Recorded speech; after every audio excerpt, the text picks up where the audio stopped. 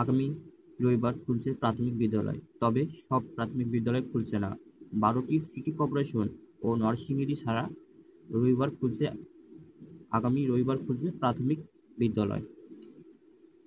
তো নিউজটা the daily compass news কি বলতেছে নিউজে, দেশের সরকারি প্রাথমিক বিদ্যালয় খুলছে আগামী রবিবার 4 আগস্ট।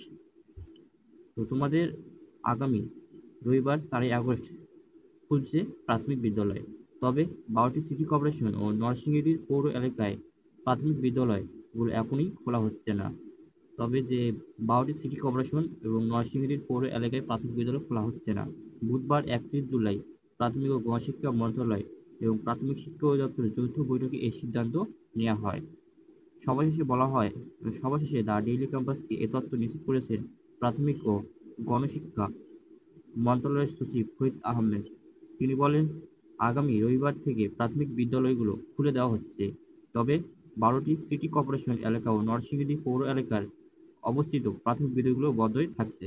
তো 12টি সিটি কর্পোরেশন এলাকা এবং নরসিংদী পৌর এলাকা বাদে যে প্রাথমিক বিদ্যালয় আছে সেসব সকল প্রাথমিক বিদ্যালয় আগামী রবিবার খুলবে। এই এলাকার বিদ্যালয়গুলো খোলার বিষয়ে পরবর্তী সিদ্ধান্ত। বিদ্যালয়ের শ্রেণীকক্ষের সময়সূচিতে কোনো পরিবর্তন আসবে কিনা এমন প্রশ্নের জবাবে ফরিদ আহমেদ আরও বলেন, ক্লাসের সময়সূচির কোনো পরিবর্তন আনা হয়নি। তো তোমাদের প্রাথমিক বিদ্যালয়ের শ্রেণীকক্ষের সময়সূচির কোনো পরিবর্তন হয়েছে কিনা, তবে এই প্রশ্নের জবাবে বলেন ফরিদ আহমেদ, ক্লাসের সময়সূচির কোনো পরিবর্তন আনা হয়নি বলে জানিয়েছেন। আগের রুটিন অনুযায়ী পাঠদান চলবে প্রাথমিক বিদ্যালয়ে, তবে সংশ্লিষ্ট জেলার কারফিউ সময় অনুযায়ী শ্রেণীকক্ষের সময় কমানো কিংবা বাড়ানো যাবে। তবে কারফিউর সময় অনুযায়ী প্রাথমিক বিদ্যালয়ের শ্রেণীকক্ষের সময়সূচি কিন্তু কমানো অথবা বাড়ানো যাবে। বিষয়টি জেলা প্রাথমিক শিক্ষা কর্মকর্তা নির্ধারণ করে। তবে যে তোমাদের প্রাথমিক বিদ্যালয়ে শ্রেণীকক্ষের সময় কমানো কিংবা বাড়ানো যাবে এটা কিন্তু নির্ধারণ করবে জেলা প্রাথমিক শিক্ষা কর্মকর্তা। এর আগে কোটা সংস্কারকে কেন্দ্র করে গত 16 জুলাই থেকে দেশের সব শিক্ষা প্রতিষ্ঠান বন্ধ হয়ে যায় অনির্দিষ্টকালের জন্য।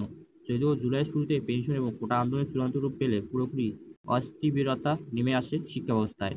গত 1 জুলাই থেকে পাবলিক বিশ্ববিদ্যালয় ক্যাম্পাসে শুরু হওয়া এই আন্দোলন ছাড়িয়ে যায় সারা দেশে। এক পর্যায়ে ব্যাপক সংঘাতে শিক্ষার্থীসহ ব্যাপক প্রাণহানির ঘটনা ঘটে, আহত হয় কয়েক হাজার মানুষ। তো আগামী 16 জুলাই থেকে সকল শিক্ষা প্রতিষ্ঠান কিন্তু অনির্দিষ্টকালের জন্য বন্ধ ঘোষণা হয়।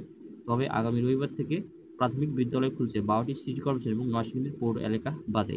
তো সূত্রের মধ্যে জানা গেছে যে প্রাথমিক ও মাধ্যমিক স্তরে 3,70,00,000 শিক্ষার্থী রয়েছে। ভাবা যায় প্রায় হিউজ পরিমাণে একটা শিক্ষার্থী রয়েছে প্রাথমিক এবং মাধ্যমিক স্তরে। এর বাইরে কলেজ বিশ্ববিদ্যালয়ে রয়েছে আরও প্রায় 30 লাখ শিক্ষার্থী। এভাবে টানা বন্ধের কারণে ক্লাস পরীক্ষা না হওয়ায় প্রায় সব পর্যায়ের শিক্ষার্থীরা পড়েছে বিপাকে। তবে কোটা আন্দোলনকে ঘিরে যে বন্ধ হয়েছে শিক্ষা প্রতিষ্ঠানগুলো সেগুলো খুলে দিতে চায় সরকার। এ বিষয়ে শিক্ষামন্ত্রী মহিবুল হাসান চৌধুরী বলেছেন, দেশের শিক্ষা প্রতিষ্ঠানগুলো ধাপে ধাপে খুলে দেওয়া হবে।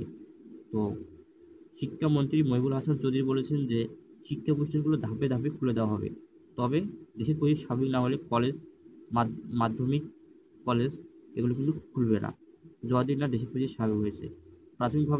প্রাথমিক বিদ্যালয় খোলার পর নিরাপত্তা ঝুঁকি বিবেচনায় ধাপে ধাপে মাধ্যমিক স্তরের শিক্ষা প্রতিষ্ঠান খোলা সিদ্ধান্ত নেওয়া হলো।